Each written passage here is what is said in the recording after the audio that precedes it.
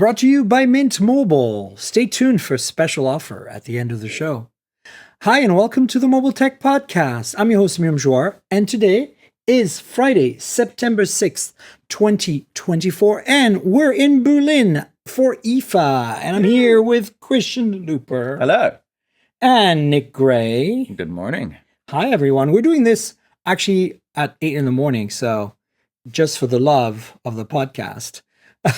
It's we haven't done a morning podcast. No, it's always late night ones. Yeah. It's usually after a very long day and maybe a handful And a very of long drinks. night. So we're able to show you a daylight behind us today, for those of you watching on Patreon. Lucky.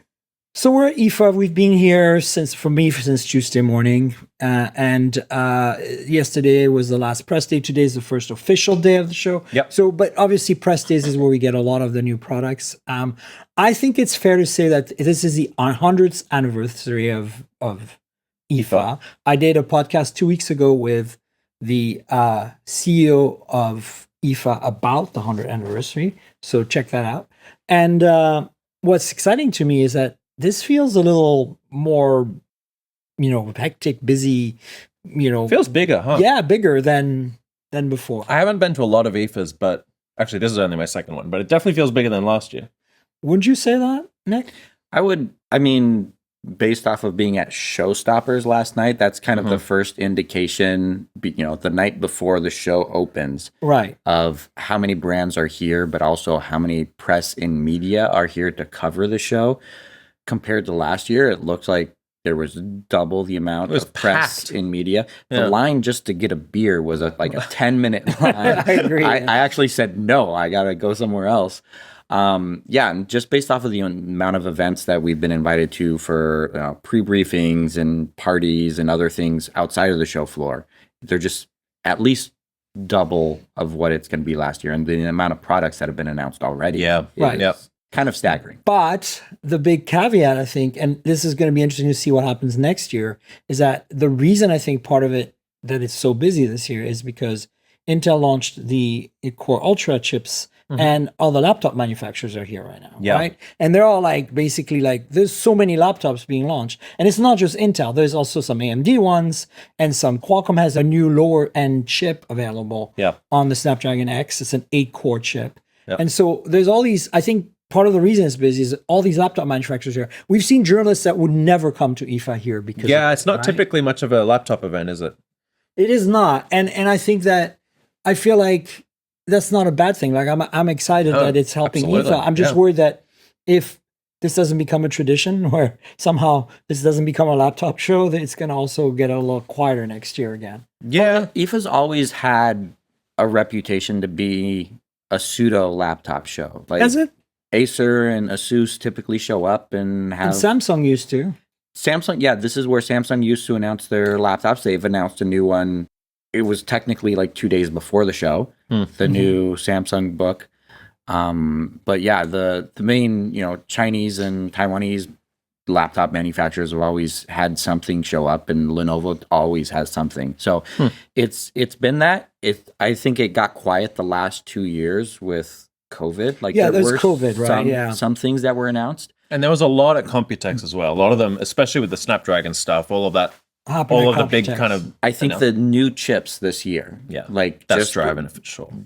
burned a fire under everybody. They're like, let's put out something special. And again, I said I'm really excited. I just hope it doesn't affect IFA in a negative way going forward. Whereas this spike for the 100th, and then it's just going to be back to normal after. Oh, I don't know. To be fair, it's exciting that it's 100 years of IFA, but I don't think anyone was like, it's 100 years of IFA. We should put out a laptop. I don't think it's more Intel finally gave us the chip we've been wanting for 5 years. Yeah. Let's put out a laptop. So let's actually talk about that, because obviously we haven't tested the laptops, but we talked to some analysts like Max and a bunch of other people, and the vibe I get from everyone is they're like, this is the real deal. Yeah. This is finally the chip that can compete with Apple M and Qualcomm Snapdragon X. So, I'm personally very excited about that. If the claims are true, that means that my ranting about, how everything should be ARM might not be necessarily true. Yeah. So what do you guys think of this? I I don't know. Like I'm excited because anything that can advance computing to be more mobile, more battery 100%. efficient, etc., more performance for weight and size, I'm on board. Yeah. But at the same time, I'm really kind of surprised. Like I knew this chip would be good, but I'm hearing rumors that it's really good. Like it possibly better than Snapdragon X. I didn't necessarily assume that it would be good because, you know, Intel has had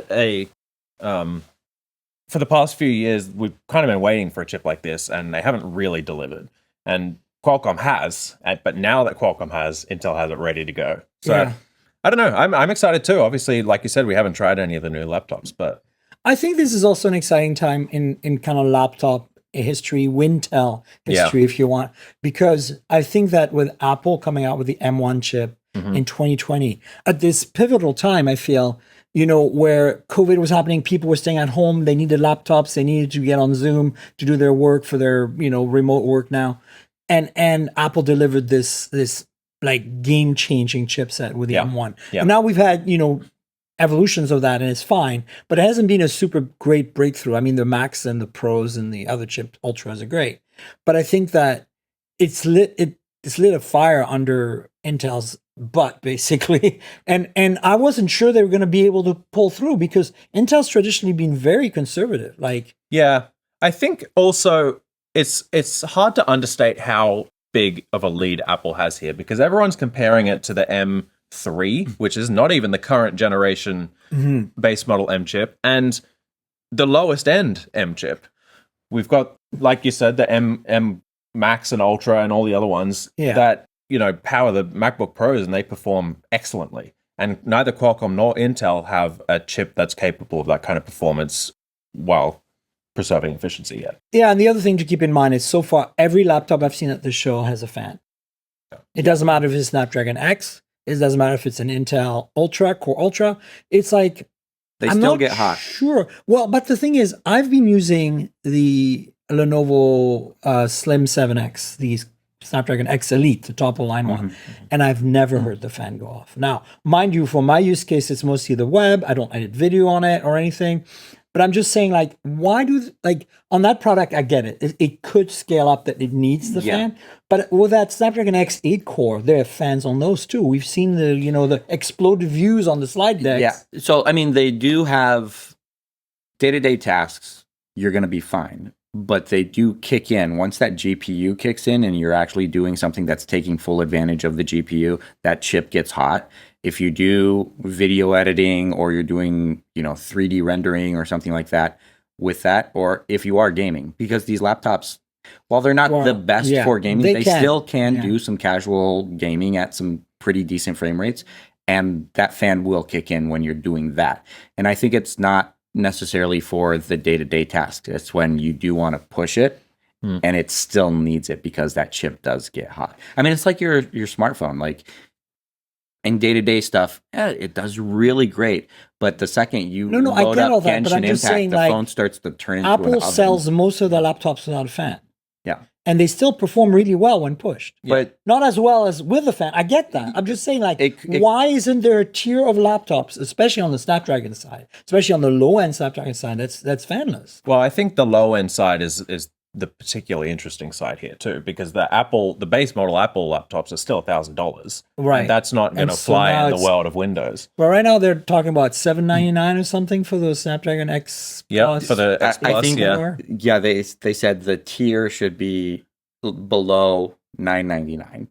Right. So that's still that's the high end. Right. It needs to be below $999. So what if you don't put a fan to save money then? They don't do that.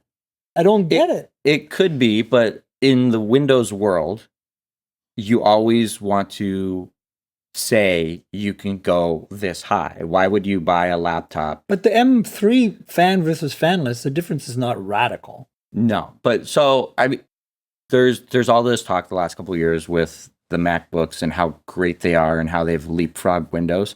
But you know what hasn't changed? Apple's market share. They're still 10-ish%. Yeah, I know. And I think it's one of those things where this is going to have more of an impact on the market than what Apple's had on the market, because really it hasn't moved the market at all. It's because there's this corporate world that says we're buying 150,000 laptops and we're not buying any Macs. Like they're going to stay with Windows because they've always stayed with Windows. They've built their infrastructure on Windows. That makes sense. And this is going to be where we're actually going to see a difference now that we have cheaper Qualcomm chips, which is nice, but also now we have the AMD chips and also the Intel chips, and they don't need to go to ARM. You know, we were actually discussing this over breakfast. If you have a corporate world where they've built custom applications that are built on Windows, and they have 15 to 20 custom applications, they're not going to rewrite those to go run on But the ARM. emulation is good enough. But then you still have to test the emulation. I see, yeah. Right? Like that's still a cost investment to test the emulation for all your custom applications that you've built to make sure that they are working. If I don't have to test that, I don't have to invest money into it, and I can just buy an Intel version. Does modern Windows, does it still run 32-bit apps? You know how Apple dropped 32-bit? Oh, you can still run 32-bit apps. Yeah. Okay. I mean, it's still there. Like, it's not necessarily like optimized for it, but you can still run them. So don't you need to test for that? No, but like it still supports it. It's like it's better for 64-bit, but like it's still. But my point is like if it's optimized 64-bit and it's just supporting 32-bit. But that testing was done a decade ago. Then how is that different from emulation? But that testing was done a decade ago. Okay. Like Microsoft was like nothing's changed. Right. Right. Because 64-bit Windows has been around for a long time. Right. Yeah. Okay. No, I'm just curious because, you know, like I get the whole IT stuff, and I can also imagine some IT people saying, oh, well, you know, we want our laptops to have fans just in case our users need a bit more oomph. But at the same time, you know how much having a fan in a laptop adds dust, wear and tear. Like it's a moving part. So like to me, IT would want to not have fans on these machines that people are just using as Chromebooks. You know what I'm saying? I think we're also putting a lot of expectations on laptop manufacturers that have been in the game for however many decades, building these laptops, and they've only had these chips. Presumably, they've had them for a while before they were announced to the public. But Gen 1 these products. are first generation products. The first generation M series were literally just the same body with an M series chip. Yeah, but they removed the fans. That's my point. Not for the first generation. No, all the M1 Airs didn't have fans. Yeah, the but only M1 that had a fan from the get-go was the Touch Bar MacBook Pro. And the Mac Mini. And the Mac Mini, but Mac Mini doesn't matter. Yeah. So I'm just saying, like, the M1 Air went from fan to fanless when it switched from Intel to M, and nobody cared. And the M2 and the M3 MacBook Air, my M2 recording here, it's fanless too. Yeah. And I don't understand it. Like, I think that there is room at the low end of the X and at the low end of the Intel Ultra and the low end of those AMD chips. Maybe not AMD, because AMD is kind of more on the higher end in terms of performance. Yeah. I think there's room for fanless, and they've done fanless. There's absolutely Intel before, room and for I'm it. just like, I don't get why. This is the poster child for this. That's true, but we also have yet to see the different form factors. Like they're all just standard laptops. They're going to be working on convertibles and that kind of thing. Well, and I think we're getting into the weeds with this because I don't think there's a Windows user who's like, man, I'm not going to update my laptop because there's not a fanless option. They've had a fan their entire life. They're going to be okay with a fan with their next generation with this new chipset. I know we're getting in the weeds. I'm just saying, like, I think there's something to be said about a thinner, lighter form factor. 100%. But moving parts that cost less to make because it doesn't have this moving part. I think most people are going to look at this and say, hi, my current laptop advertises it gets 12 hours of battery life, but it really gets 4. Right. This one and advertises... it sounds like a jet engine the whole time. And this one advertises it gets 28 hours of video playback, and even if it gets 14, it gets 22. Yeah. Oh my gosh. Like that's the selling. They're like, oh my gosh, it's got a fan I can't handle. I know. I'm just surprised. I'm just saying, like, from an engineering point of view, it's just weird to me. You think they'd be flocking to that. It's coming. Hopefully. I'm sure. I'm getting that new Asus tablet thing that's like a Surface. It's got the detachable keyboard, and it's using Snapdragon X Elite. Now it's the Elite, so fair enough. The high-end one. When I read that there was a fan in the top, I'm like, what are you talking about? Like, this is stupid. Like, that thing does not, you don't do that. Yeah. Anyway, but here's a question though, right? So we know that these chips are chasing M non-Pro, the base M model chips from Apple. Yeah. Like, do you think the M4 is going to change the game? I know on the iPad so far we've seen it, and doesn't seem to make much of a difference. Well, Right? So the question is, when it comes out, like these new Macs are coming this fall with M4 chips. And to be frank, I just bought a iMac M3 2 months ago, and I've got an M2 MacBook Air, and I had an M1 MacBook Air before that, and I do not feel a difference between M1, M2, and M3 at all. yeah, Like, that's always been the story. Even editing video, I don't know the difference. I feel like Apple performance has always been iterative in a way that has ensured that it's always been the best. Right. And it's still iterative in the laptop line. And I don't think that needs to change because they perform so well. But do you think now that these new laptops from the Windows world are out that are more efficient, that Apple's going to be, hold my beer and say, we have this M4 Pro or whatever, that's going to just blow us away, right? Because we don't know. We don't know what they're doing. don't know, but like, we'd like to think that companies work that way when the M4 chip has been in development for, I don't know, 36 months. Yeah. Like it's not that they're like looking 3 years down the road and like, I think they're going to release it then. Yeah, right. Let's save our high end stuff. No, don't put, because the M1, M2, M3, they're all working, they're being developed in parallel at a 12-month cycle, right? And so they're working on the next one. They're working on the M5 already. And they're let's hold this back from the M4 and put it in the M5. Yeah. No, they want to put their best foot forward every single time. Exactly. And I think it does come down to Apple really doesn't, like, they want to deliver enough to make people happy, but they never push the boundaries completely until, it's the next real generation. Like when they went with ARM, like that's when they pushed the bound completely and blew us all away. Now that we've been blown away, we're like, it's just the next version. I think our expectations are too high because exactly the Ultra and the Max and the Pro are all really, really great chips. They're kind of all on push par. the boundaries. Yeah.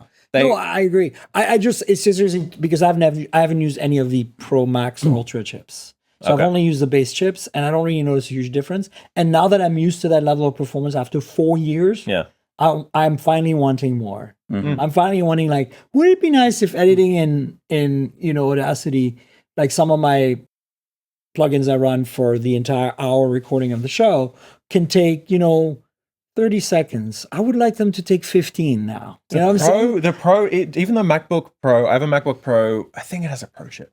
It's so good. Yeah, no, it's so good. I do audio editing too. I was looking at maybe getting a Mac Mini. I love the Mac Mini. But the one with the better chip. Yeah, I had a Mac Mini the new ones are coming, so let's see. M1 Pro Mac Mini for a while. I love that thing. It was so nice. But so just remember, like when you are actually working the day to day, you are doing the editing. It's working perfectly fine. It's just when you hit that export button and it kicks into gear and says, "Oh, now I'm working." Never good enough. So like even people would make fun of me. I have a Lenovo laptop running an AMD chip that's 4 years old that I've been using as my daily for travel whenever I go to tech conferences. And it edits 4K video just fine. I'm stacking like 3-4 layers of 4K video for when I'm doing my camera comparisons and all that. When I 3 cameras side by side 4K video. And then I hit the export button, and then it's like, this is where I see the difference of when it's really kicking in. So like my desktop PC would take 8 minutes to export. This one's taking 12. Right. I can live with 12. The issue though has been the battery life. Right. Like this laptop, it can do the work. It's just when I'm actually doing it and I export a video and I'm, taking it to a trade show, I can expect 4 hours of work time out of this laptop. And with these new generation things, I'm like, the working experience isn't going to be a difference. And yes, my export is going to take 10 minutes instead of the 12, but it's going to give me 10 hours of work time instead of 4. Yeah. And well, that's the real difference. That's what the Mac delivering. Mac's delivering. Like every time I render video, I don't really see much of a hit on battery life. Oh yeah. Unless I do something massive. I was probably 24 hours from door to door on the way here from San Francisco.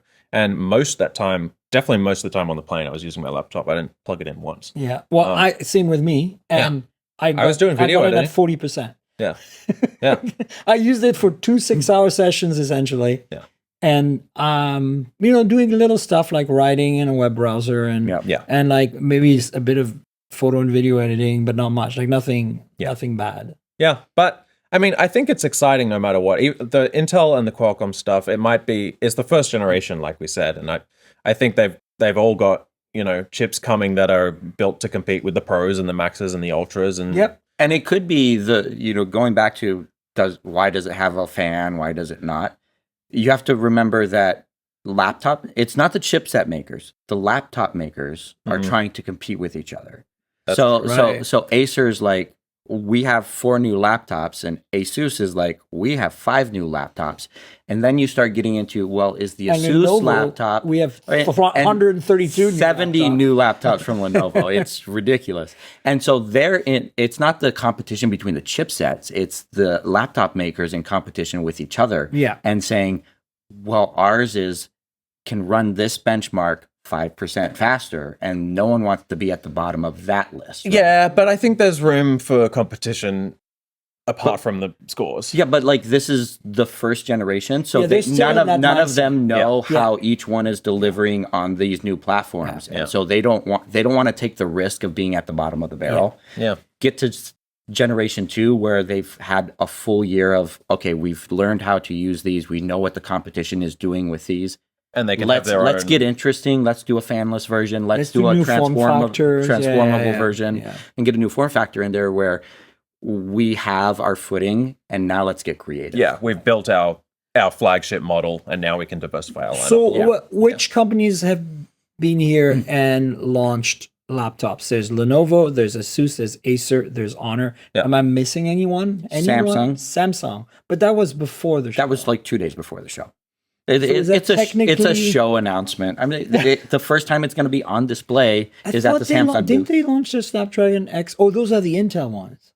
Yeah, these are the Intel ones. Okay, because I was like, didn't they just launch the Snapdragon X? Yeah, they launched like just before we got like the foldy phones. The foldy phones, boys. Yeah, I think they launched it at Computex, right? Yeah, that's right. Yeah. Mm-hmm. So it is the new Intel ones that they're announcing, and so they were announced before the show, but the first time they're on display and for anybody to see is at. I forget that Samsung makes laptops.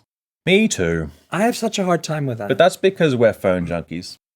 Yeah, and it's like somehow I don't forget that Honor makes laptops. Every so often, yes, they do. I mean.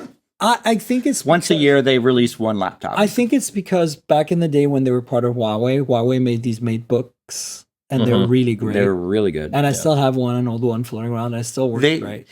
If you want a laptop that's running Windows, but you really want a Mac, exactly, you should get a Huawei. Although I have to say, the Honor, now they've split apart and everything. That new Magic Book Art 14 or whatever it's called does not look very MacBook Airish. Like it looked like old MacBook. It's that weird tapered sides. Actually, I was really surprised it had so many ports that are like bulky ports. Yeah, it's a point of competition for them. but it's got USB-A and HDMI, and I get that. It's maybe competing more with the MacBook Pro. It's competing with the Pro. But they say it's thinner than a MacBook Air, yet it has all these ports. How can it be thinner than a MacBook Air that only has 2 USB-Cs and looks like, you look at the edge of this MacBook and it looks like you could barely put any bigger ports than that. And yet theirs has bigger ports and it's thinner. What they were talking about is the display side. So if you look at your display side is probably like 3 to 4 millimeters. The bezels? No, like the thickness of the display. Oh, yeah. I see. So their thickness, it was like 2 millimeters. Like it's so thin. I see. So they're shaving it off on the display, not the base. And so if you trim it off the display side and add it to the other side, you can add an HDMI port. What's the CEO's name? George. I think it is. George. So, I mean, George was just going on up there. I'm like, dude, stop. What are you drinking? There's no way this is thinner with these ports. We'll have a chance to go look at it today, I presume. Because didn't they say it's an OLED display? It's an OLED. That's why. Like with the OLED, they can make it so much thinner. So here's a question, because I don't use anything but Macs really, and because the Mac's not an OLED. No, George Sau. That's it. I'm starting to use Lenovo's OLED Snapdragon laptops and others OLED laptops, and I don't like the color calibration on them. You know how phones finally got to a point where where they weren't it's fine. oversaturated. Like, we look at them and they're just like you put an LCD, a good IPS panel next to it, and they're the same. Whereas I cannot edit photos on the Lenovo Slim 7X. I haven't found a color profile that looks real to me. And so it's really the colors pop a little too much. It's just too saturated, and I can't work because I'm like I'm not sure. Am I looking at the right thing? So the question is, have you been looking at the right thing, or are you finally looking at the right Well, thing? that is a very good question, but I do feel that every time everybody looks at a Mac, they like what they see. So I think that's Well, or calibrated. is it because they've been used to seeing that, right? And so that's where like. But my phone, which is not, as you see, it's a Pixel, does match. Could be. I think the MacBooks are pretty well colored. Yeah, I mean, and Apple's And I think the modern smartphones are really targeting good. But I creators. feel like OLED displays on PCs are still like Yeah. the fucking Wild West, man. I know. So I don't know. I'm very excited to see all these advancements, and the Honor Magic Book Art 14 looks really nice. Yeah, can we talk about this pop-out camera I for a think minute? that's a great part. I think it's cool. I thought at first I was like, "Oh, magnetic camera is smart," but where do you put it? You're going to lose it. No, it no, has it a little stores thingy, right yeah. in there. Stores right into the body of it. You can flip it around. It's Those bezels are so presumably a higher end camera. I don't remember them talking about the camera specs that much, but if you can fit it into it's a 4K yeah. camera. Like it. Here's the thing: no one loves their laptop webcam. Yeah, but also no one cares enough. But that's the thing. Like, so if you can have something that's a little bit different, where plus this can be flipped to do face the other way. Yeah. If you can have something that's a little bit different that gives you the same quality and also just removes the bezels around the screen so you can have a larger display in a smaller form factor. Yeah. I think that's definitely worth paying a little bit extra for. Yeah, for sure. And, and I think you're right. Webcams are not a big priority for most of us, although because I think they've gotten better during COVID. But I think that I went from the M1 Air that I had a 720p camera, and it was really bad. It was the same one as in Intel's. They had those forever. And it improved simply because of the ISP from the M. And then in this one, the new chassis, they put a better camera, 1080p one, which is much better. And you notice it. But my iMac has an even better camera now. Yeah. And I'm actually like, wow. Like, I look at myself on the webcam, and I'm like, wow, this is actually like worth using now. But you know what would be better if they would have showed, like, we have no bezel, we have no webcam, but you can get the Honor Magic V3 and unfold it and stick it over the top, and it'll work as your webcam. Because you could totally do that. And they're like, you just need to buy a $2,000 phone to use the webcam. I don't know. At a certain level, it seems like webcam is an investment of diminishing returns because no one. At 1080p, it's good enough for video calls, and no one, I don't think, cares. I mean, but it's interesting, because like I feel like Apple finally has at the point is they're really leveraging the ISP of their ARM-based SoCs to get the webcams to be somewhat acceptable. Yeah. But my Lenovo, the Snapdragon X, that camera is terrible. And I'm like, I know they could do better because they have an ISP on there. So like, I think, as you said, it's Gen 1. I think there are a few things that still need pre-tweak. Like I came into the Snapdragon X thinking, okay, everything I'm used to on my Mac M's is going to be there because I've had all this time to copy it. But the webcam is one area where I was like, well, whoa. I mean, This is did like they not put a remote. $3 sensor in there? And It looks doesn't, like they did. It doesn't matter if you have an ISP, if you have a $3 sensor. Even if you matter. what's weird is they have a switch for HDR on off. Why would you need that? I have it on all the time, and when you turn it on, it doesn't really help that much. And it's the ISP Again, switch, right? the sensor. Yeah, it's got to be like the tip of a needle. It's a needle sensor. point thread. Yeah. It'd be interesting to see if the smartphone manufacturers that were building laptops were better at that's leveraging this kind of technology. That's kind of what, back to what you're saying, that this little thing is big enough that it could be that Honor put a decent enough sensor in there. Well, I mean, Honor works in the smartphone space, and they're used to, hey, if you just give me a selfie camera sensor, that's better than 99% So of here's a laptop question. cameras. Samsung makes laptops, as I keep forgetting. Yeah. Their cameras has got to be decent on those because they make phones and they know all this stuff and Well, Samsung makes don't know. everything. smartphone camera sensors. That's my point. They what's your experience been? Have you tested? I have Samsung? not tested the Samsung ones. I haven't tested a Samsung laptop in the last 2 years, but even before that, they were good. If you are listening and you have a Samsung Snapdragon X laptop, let us know in the comments and tell us if you think the camera is a big improvement. Because, the chipset makes a big difference, the ISP, but also you can't have like a potato sensor. Yeah. To If you start have a potato, you'll get a potato. That's all you Exactly. get. Potatoes for all. Potato in, potato So out. okay, we talked about the Honor. So the Honor super slim bezels. Yeah. The materials are really nice. Everything. It's just I'm not quite sure I'm sold on that. You know how laptops come in kind of three essential designs. There's like the tapered old MacBook Yeah. Air thing where it kind of completely tapers on all corners. Yeah. And then like the original Air, like the one Yeah, that had the yeah. little flap thing. Yeah. Then there is the wedge shape, The like flat ZenBook, things early ZenBook, Yep. MacBook Air 11, MacBook Air 13, right? Yeah. Then there is the complete square rectangle, perfectly like the new Airs. Yeah. And then there's this category where they start on the Small. edge Yeah, full width, flat. and then they kind of like taper a little bit. And this Yeah. kind of like curvy thing. There's a bit of, and that's what the Honor is like. It's It got feels a bit old school. yeah, it does feel a little bit. But old I school. will I want to see it in person. I mean, the I think we're pictures- going to see it today. Yeah. The best thing about it, though, was the green color option. Oh yeah, emerald. Yeah, like I was like, I want a green laptop. And look, I hate to say this, but this is so China. Emerald is a very popular color in China and in Taiwan as well. And like, the point is like, look, the OnePlus Open that I have, right? The Yep, similar. greenish yeah. color, like that's such a hot color. And I don't Except- understand why you don't see that more often. I don't understand why they gave the laptop that color, and then the phone, the Magic V3, they gave it a darker green. A darker green. It's like a forest Yeah. green, and I'm like, I see the laptop after having the phone for 2 weeks. I'm like, I wish it was the other color. Yeah.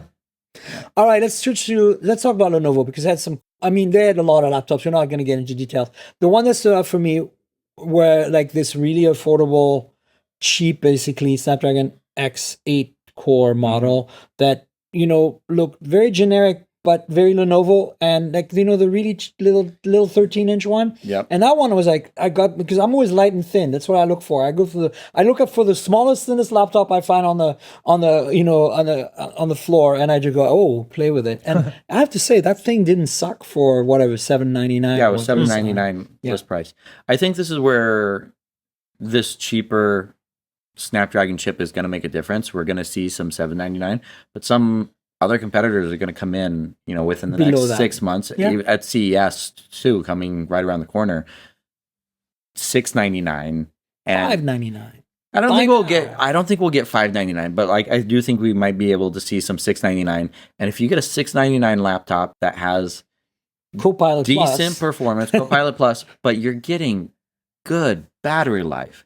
I Like know. that's just a godsend. Like you could not right now. You go to Best Buy, you can pick up plenty of $699 laptops. Yeah. But they're terrible. They're Battery not life.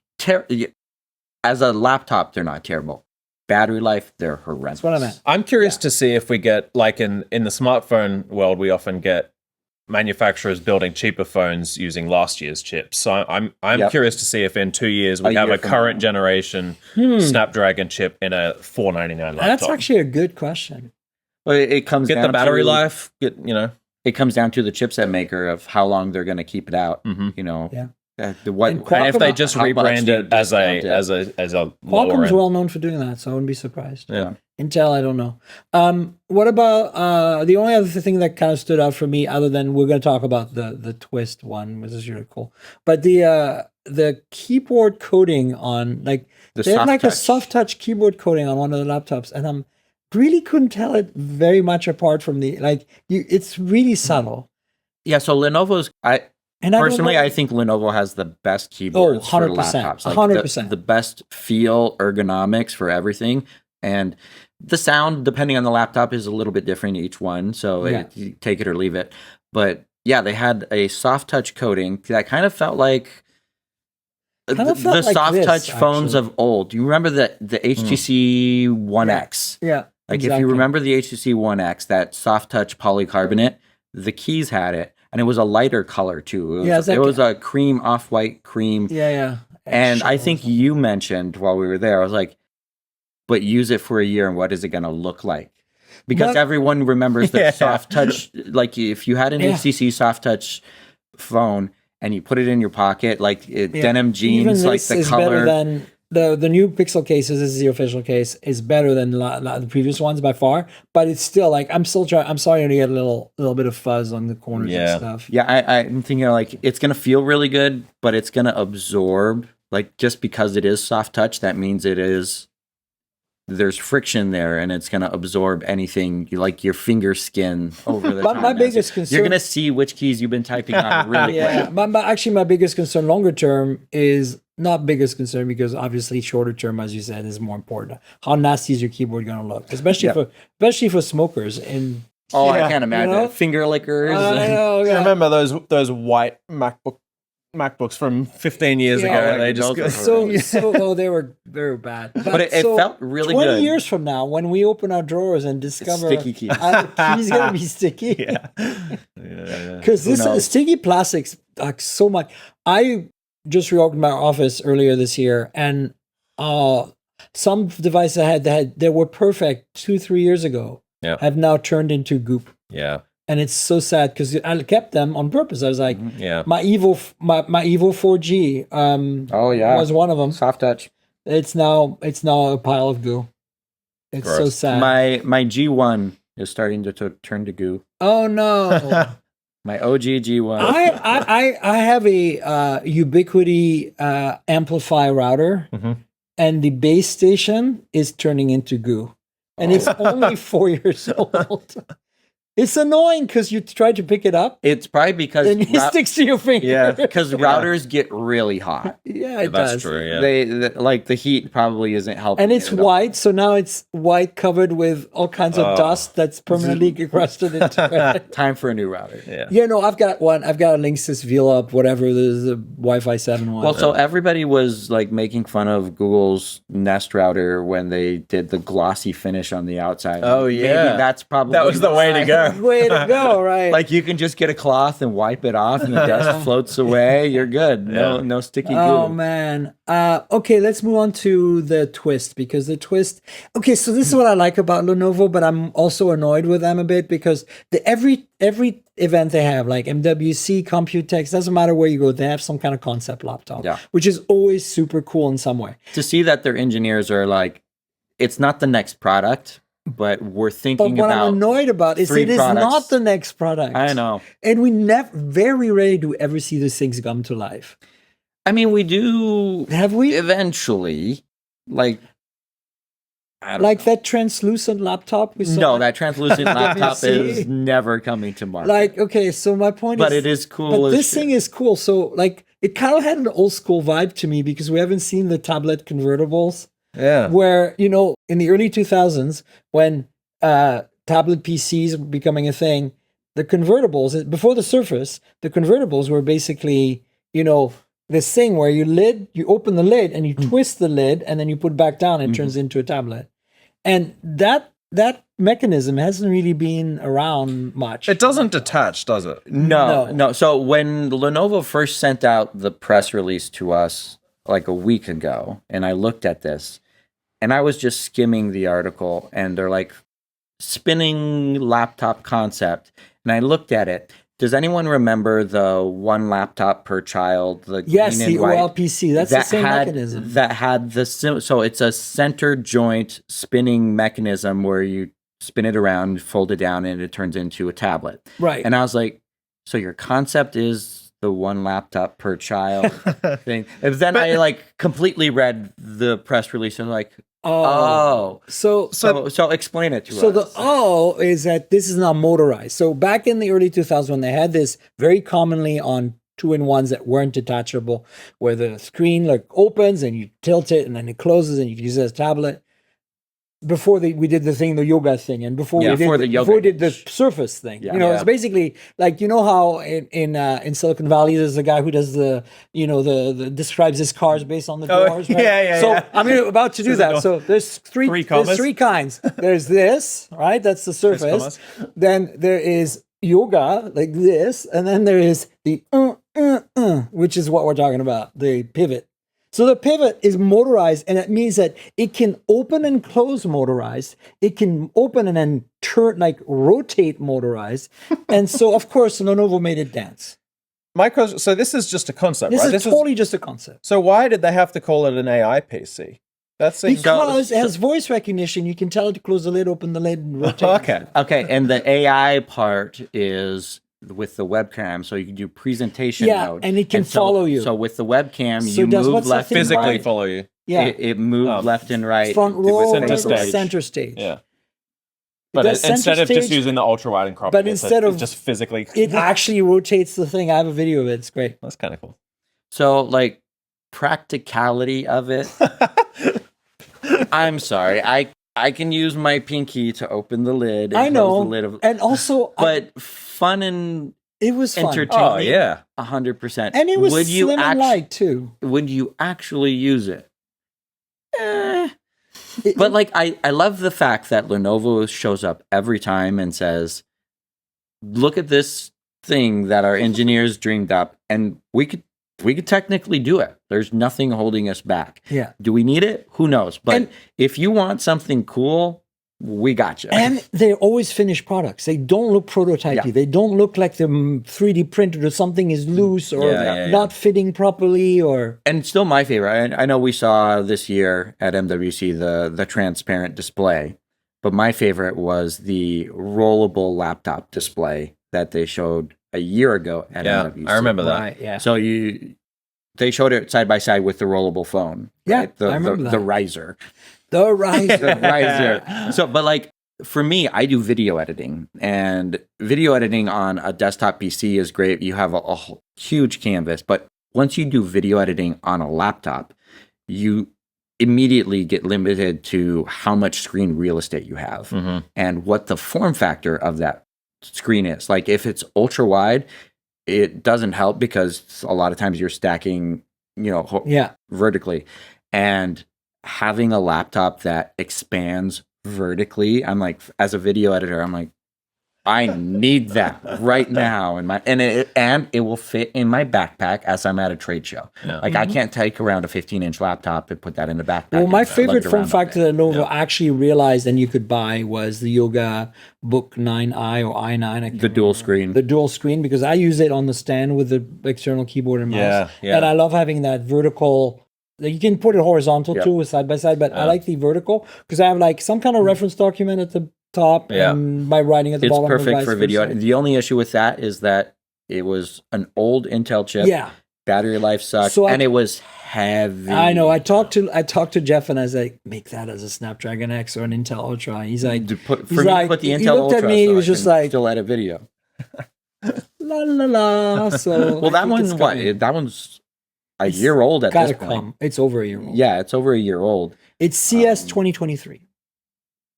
Well, that's when they announced. I think like retail was like around summer. Around 2023. Computex. Yeah. Great laptop. I still have it. I still use it. I love it. Okay, let's talk about Asus and Acer real quick, and then talk about other things in laptops. Asus. Asus. What do they do that's cool? So they have the new Intel chip, Of course. of course. One thing that's maybe not so cool is Ceraluminum. Ceraluminum. The name You remembered.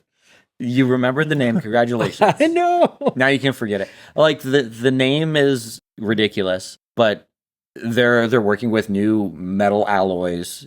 But we talked about the soft touch keyboard, but this is a soft touch metal for the cover. Yeah. And it feels nice. Yeah? Like any smartphone with like the satin finish. Yeah. It's the satin finish, but then they have their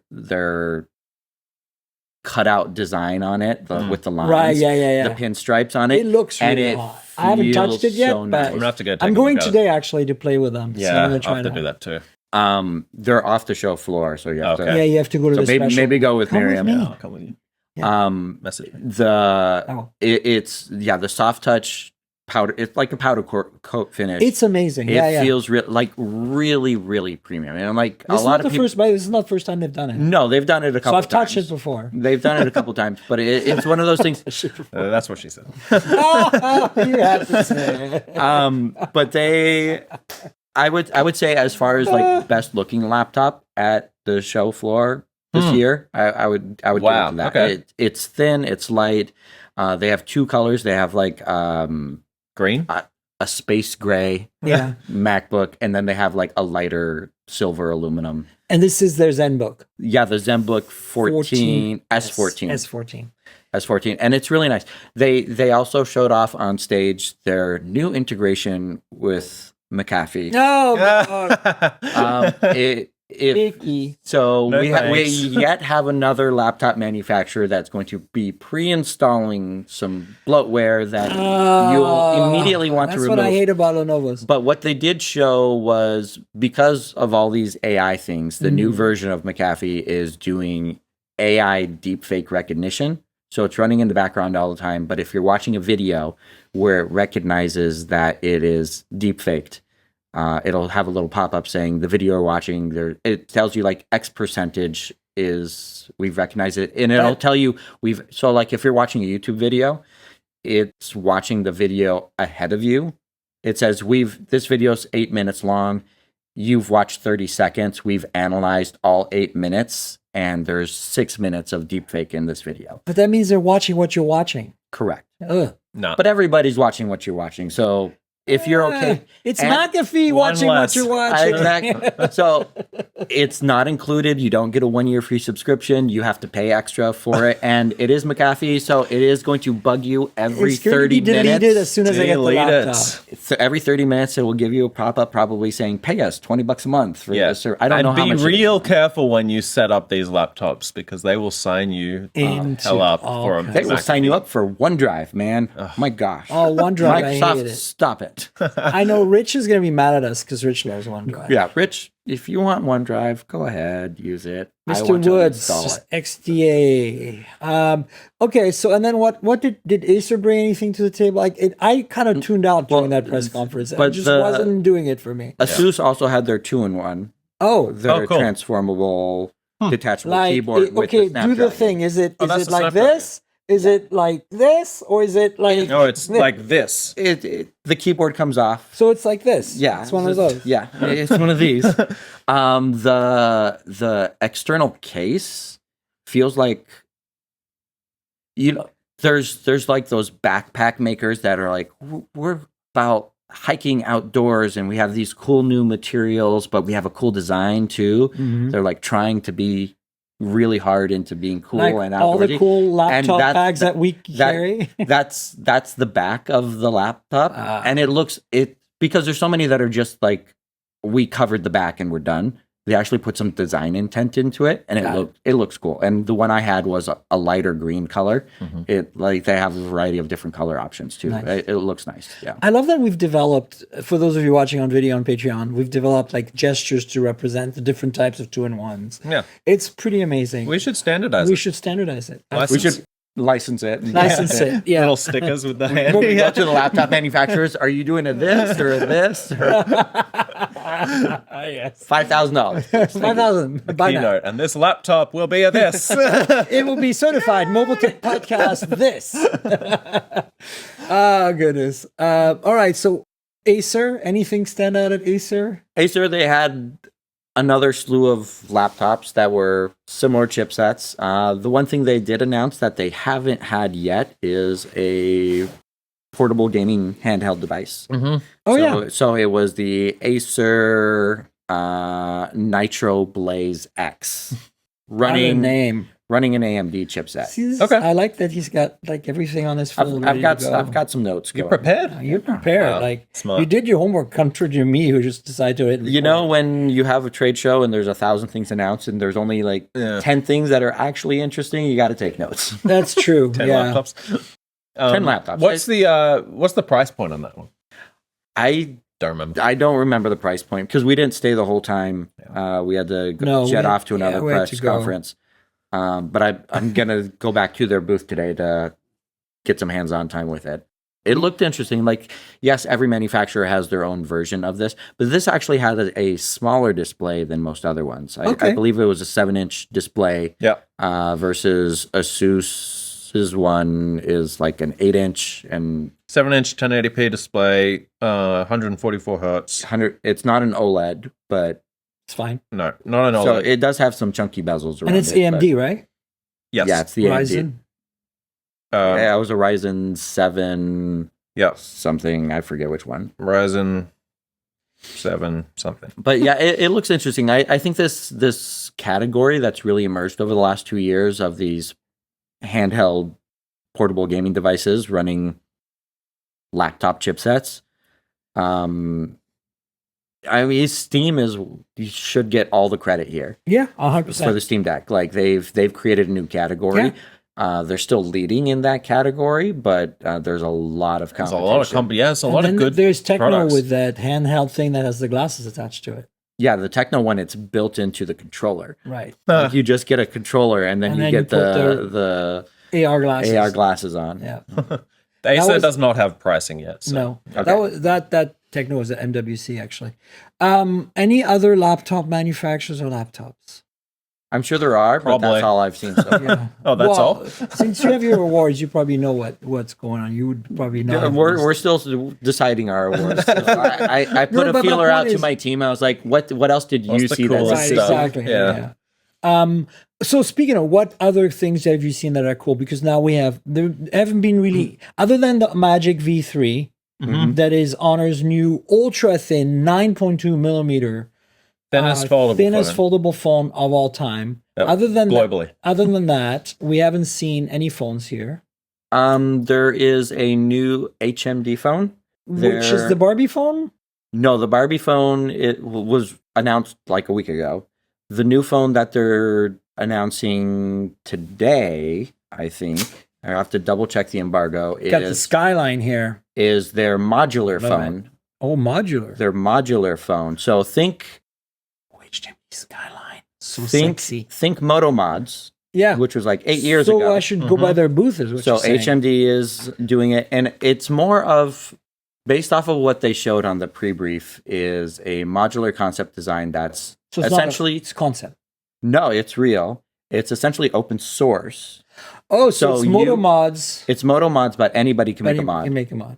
And the concepts that they were showing off of third parties making mods for them already are more industrial type. Here's a thermal camera. Oh, wow. Here's a QR code scanner. Here's a so commercial type stuff. Yeah. I didn't.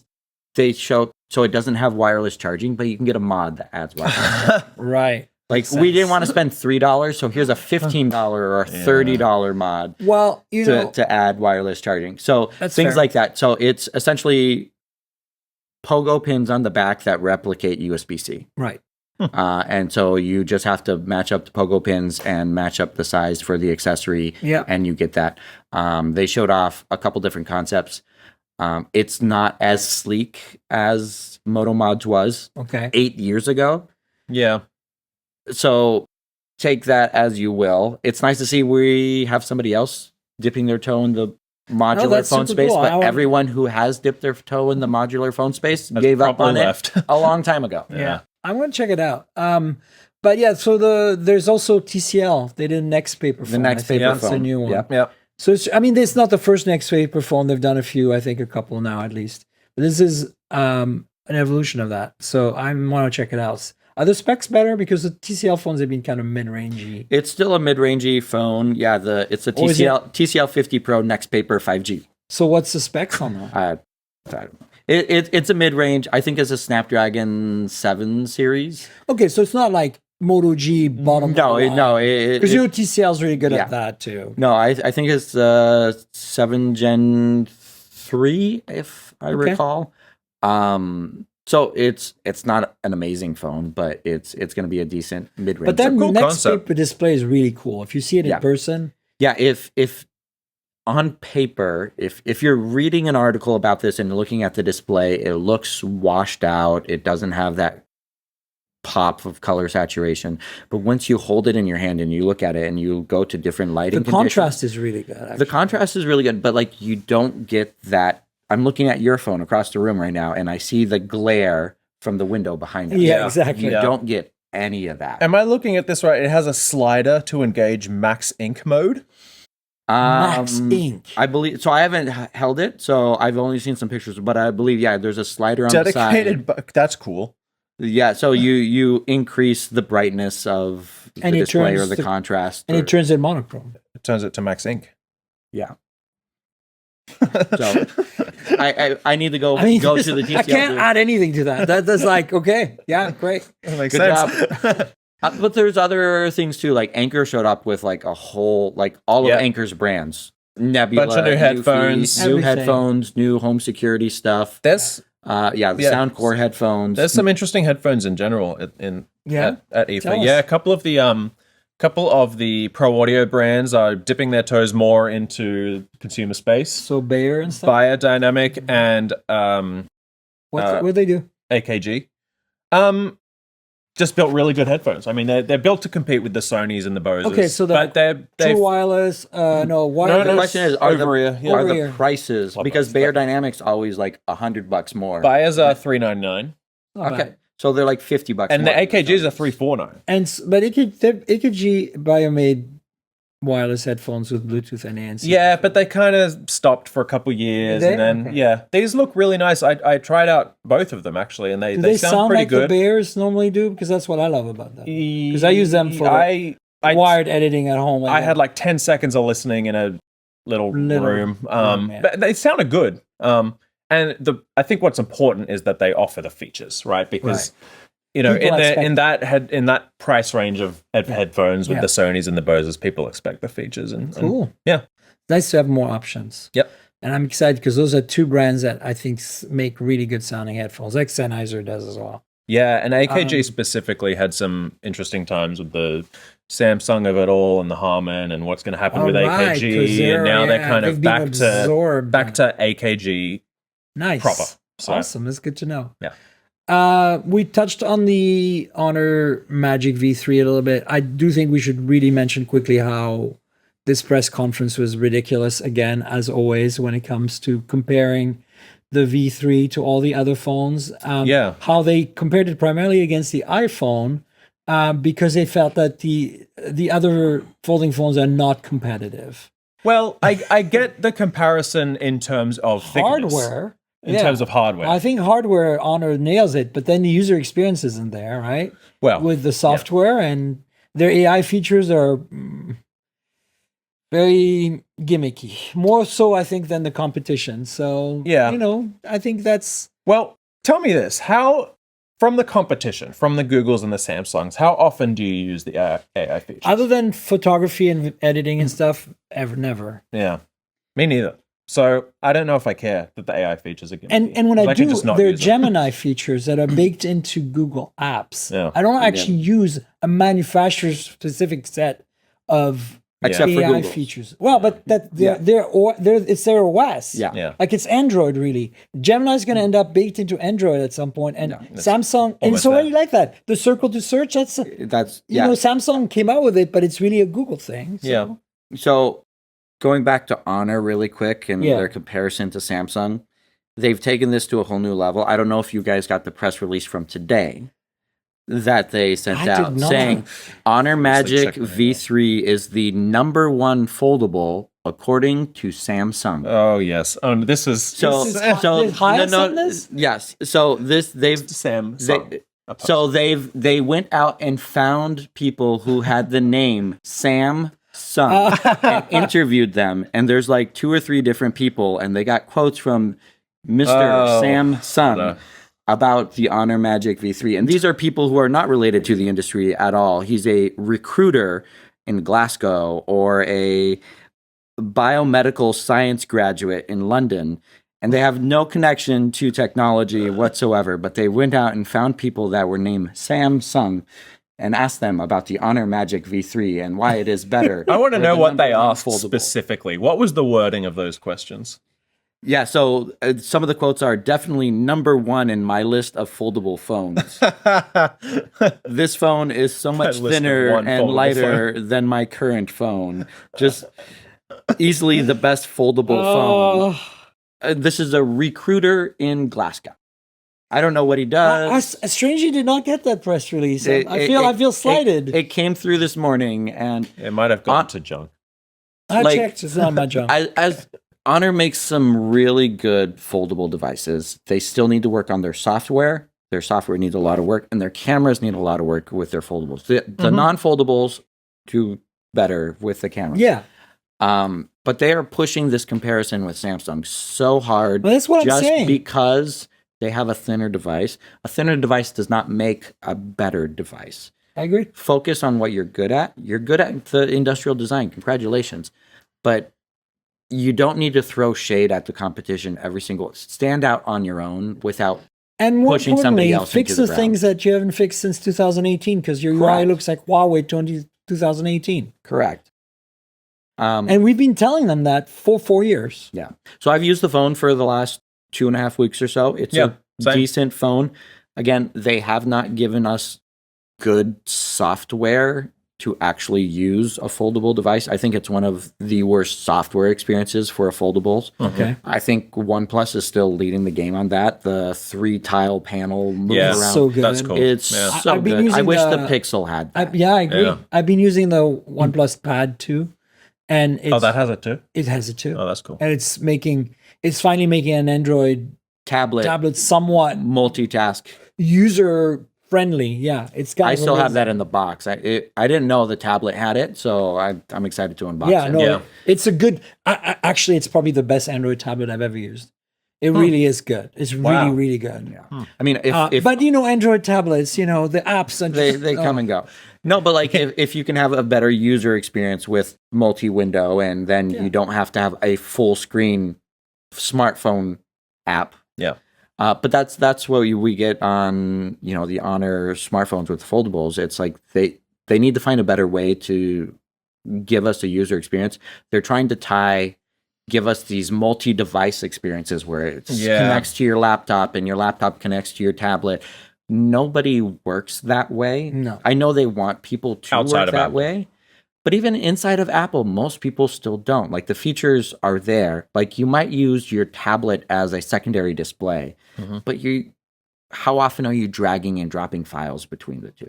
Well, use AirDrop, but just But like you're using both side by side, and I'm like, oh, while I have you side by side, let me drag a file from my laptop to my tablet. That's not what people want to do. File transfer is boring. And it's something, even somebody who does it a lot, I don't do it that often. Yeah, no, I agree. I think that, a lot of the continuity features at Apple are so intuitive and so kind of like just working in there that you naturally You don't need to try talk to about it. use You them. forget about The it. one or two times that you do use it, And it then- just you works. just and know then you that go you to forget. another ecosystem. You're like, oh, I can't do that. I mean, the ecosystem play is certainly nothing new, but it's hard for anyone who's not Apple, Right. to do it and do it well. Yeah, 100%. I can't imagine. I mean, maybe I'm wrong. Maybe there are people, hardcore Honor fans out there who buy all the Honor laptops and the Honor. I think on the Huawei world in China that exists. Yeah. I think China has some pretty, I think Xiaomi is another ecosystem where that's very strong, but it's only in China, really. Yeah. They have the car, right? Like, Yeah, well, I mean, it's yeah. like, you can drag and drop to your car.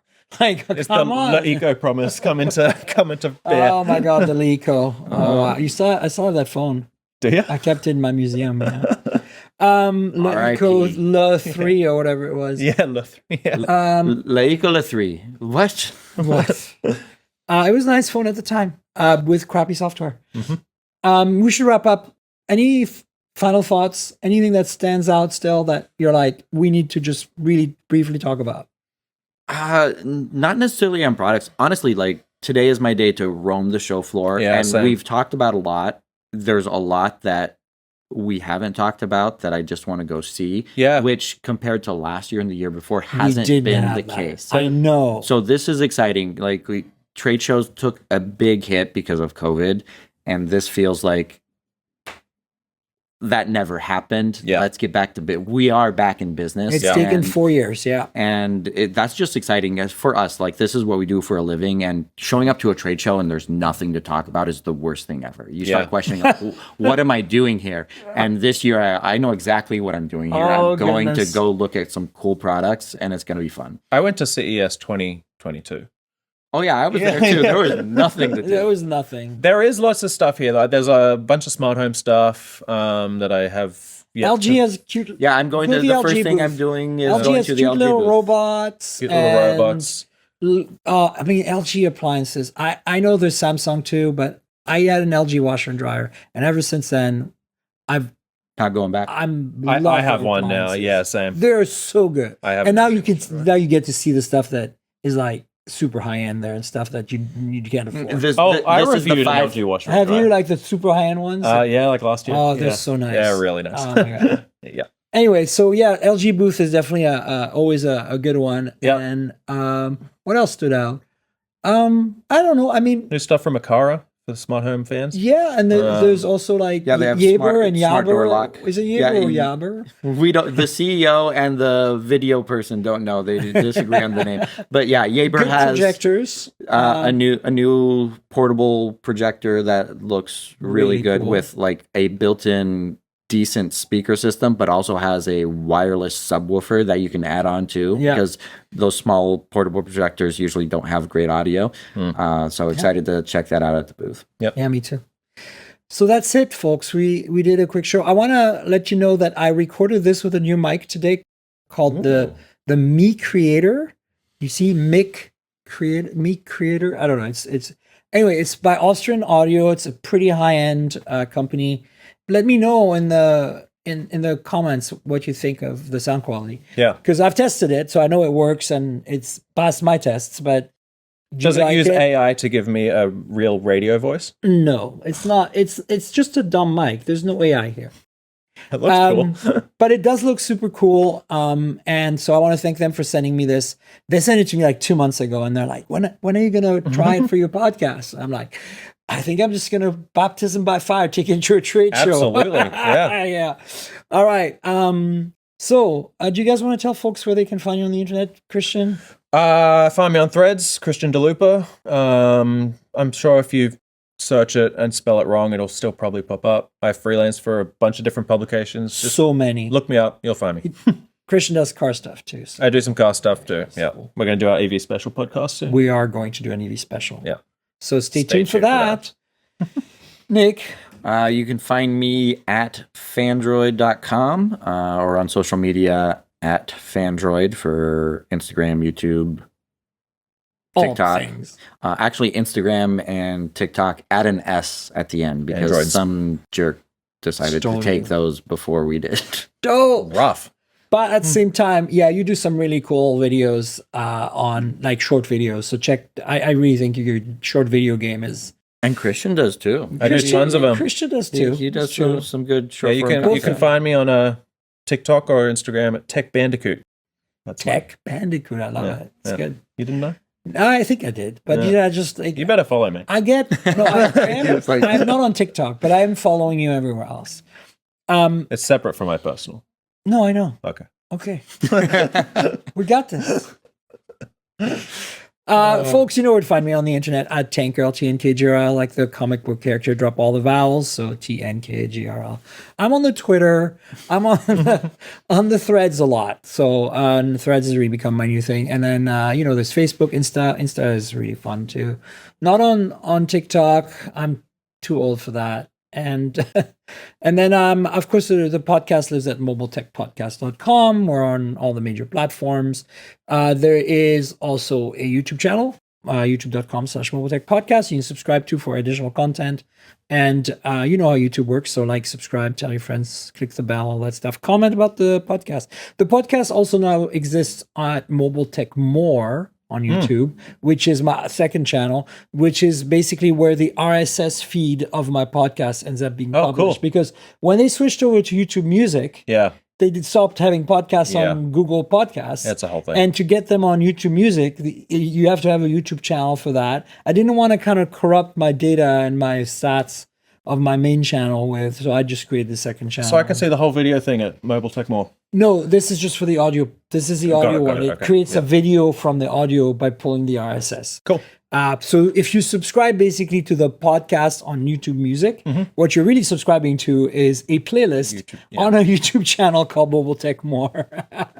And then, of course, Patreon. So patreon.com/tankerl, patreon.com/TNKGRL. That's where the video version lives. Yeah. So Patreon, you pay $5 a month. Every week you get a video version a day in advance.